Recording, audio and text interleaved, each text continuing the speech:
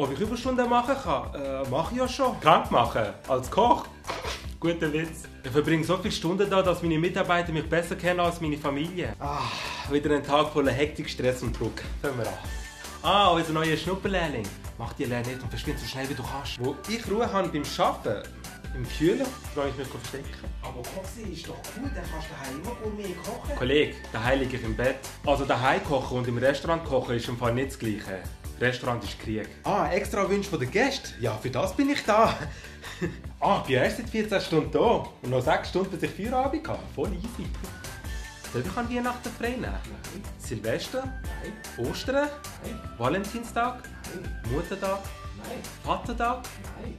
Und dann im Geburtstag? Nein.